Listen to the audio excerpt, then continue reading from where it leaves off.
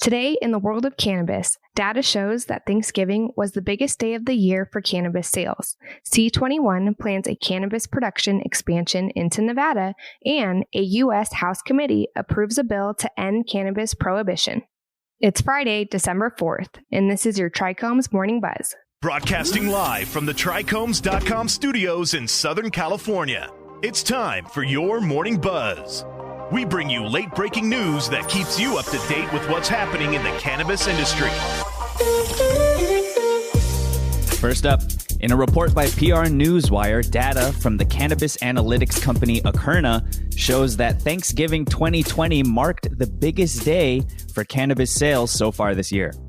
In total, approximately $238 million of cannabis products were sold during the Thanksgiving weekend.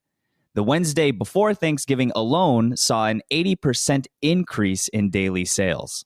Once again, Thanksgiving ranks in the top 5 cannabis sales days of the year, said James Arendt, business intelligence architect for Akerna. As we have noted throughout the year, daily sales averages have increased over the last year as a result of COVID. Since average days show such notable year-over-year growth, the percentage of growth during the holidays doesn't seem as large. However, this is because more people in general are purchasing cannabis. Annex CNW reports that the cannabis company C21 Investments has announced plans to expand into the state of Nevada with a licensed cannabis cultivation facility.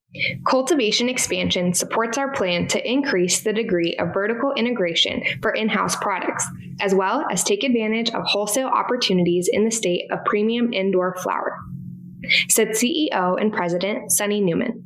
Most importantly, this positions us for assertive expansion of our retail footprint in Nevada. C21 expects the 40,000 square foot build-out, including 11 flowering rooms and 200% additional canopy, to cost approximately $6 million. The company expects the product to be completed by the second half of 2021. Last up, in a report by Cannabis Dispensary, the U.S. House Rules Committee has approved the advancement of the Marijuana Opportunity, Reinvestment, and Expungement, or MORE Act, sending it to the floor of the House of Representatives for consideration. The MORE Act, if approved, would remove cannabis from the Federal Controlled Substances Act and implement a system to expunge the records of those convicted with cannabis-related crimes. The historic nature of today's progress cannot be overstated, said NORML political director Justin Streckel.